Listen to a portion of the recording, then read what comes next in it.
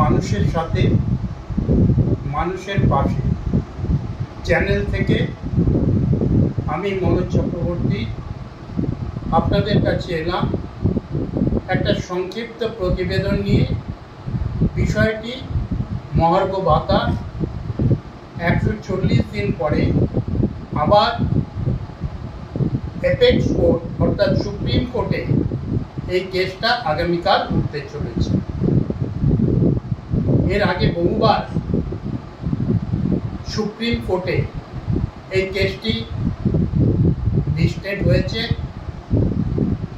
এবং দুর্ভাগ্যজনকভাবে কর্মচারীরা লক্ষ্য করেছেন যেটা মাঝপথে থেমে যাচ্ছে, অর্থাৎ কজ লিস্টে এই কেসটা পেছনের দিকে থাকছে।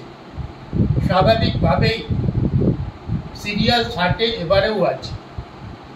এখন যদি 30 পর্যন্ত হিয়ারিং হয়ে সময়ের অভাবে এই কেসটার হিয়ারিং আর না হয়, 31-এ না যায়, স্বার্থ অনেক দূরে, তাহলে স্বাভাবিকভাবে আরেকবার কর্মচারীরা আশাহত হয়। তাই আমি তৃণমূল রাজ্য সরকারি কর্মচারী ফেডারেশনের অন্যতম প্রতিষ্ঠাতা সভাপতি হিসাবে কর্মচারী এবং পেনশনারদের প্রত্যাশার সঙ্গে সম্পূর্ণভাবে সহমত পোষণ করি। এ ব্যাপারে চূড়ান্ত সিদ্ধান্ত হওয়া উচিত এবং এই চূড়ান্ত সিদ্ধান্ত অ্যাপেক্স কোর্ট যে রায় দেবে সেটা স্বাভাবিকভাবেই সেটাকে কার্যকরী করা উচিত বলে আমি মনে করি। আজকে এই অবস্থায় তারিখের পর তারিখ হচ্ছে। আমরা হিন্দি সিনেমায় দেখেছিলাম, এখনও দেখছি, এবং এই তারিখের পর তারিখ কর্মচারীদের মনে একটা সন্দেহ সৃষ্টি করেছে এবং এই সন্দেহের অবসান হওয়া উচিত।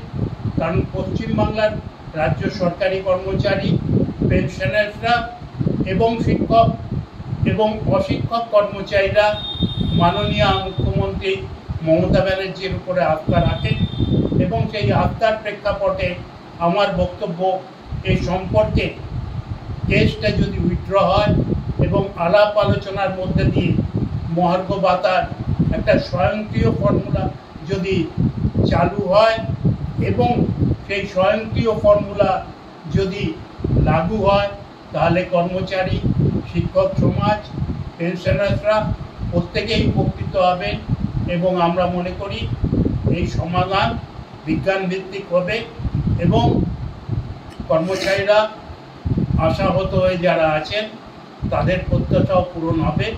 এইটুকুই আমি আজকে বলবো। কালকের দিনটা কর্মচারীদের কাছে, পেনশনারদের কাছে, শিক্ষক অশিক্ষক কর্মচারীদের কাছে আবার একটা প্রত্যাশার দিন। আশাহতও হওয়া যেতে পারে, এ ব্যাপারে কোনো সন্দেহ নেই। এই কথাটুকুই আজকে আমি বললাম। প্রত্যাশা আকাশচুম্বী হয়, আবার আকাশ থেকে মাটিতে পড়ে যায়, এটাও আমরা দেখছি। ধন্যবাদ, সবাই ভালো থাকবেন, এইটুকুই আজকে।